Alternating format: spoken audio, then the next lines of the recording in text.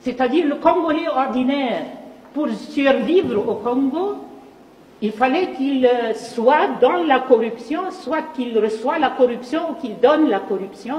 Et avec ça, il est la victime du chaos, mais il est en train de reproduire le chaos avec son comportement, mais son comportement est comme une loi de la nature, il doit faire ça pour survivre.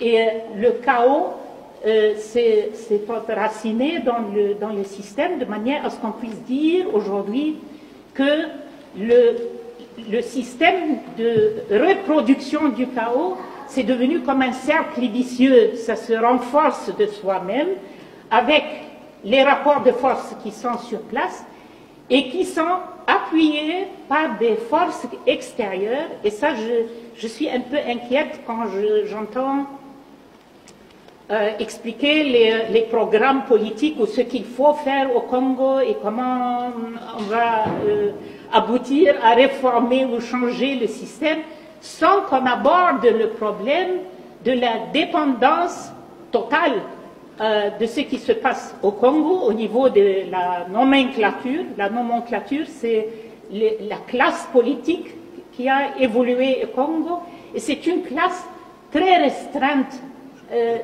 Il ne faut pas écouter le discours de opposition, majorité présidentielle, je sais, ils peuvent s'appeler comme ils veulent, mais c'est peut-être 500 personnes ou 1000 personnes qui sont au sommet de ce système, qui se jettent les ballons. Je suis aujourd'hui oppositionnelle, demain je suis avec tel. Il n'y a pas de programme, il n'y a rien, il y a simplement, c'est un mangeoire. Et celui qui fait la politique, il veut accéder à ce mangeoire. Point trait. Et il n'y a pas...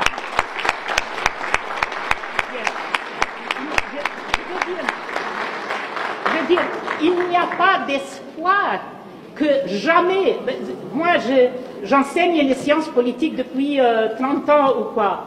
Et je vous dis que l'expérience humaine, l'expérience universelle nous dit qu'il n'y a pas de possibilité que ceux qui créent le chaos, vous pouvez vous adresser à eux pour dire « aidez-nous à maîtriser le chaos ». Ce n'est pas possible.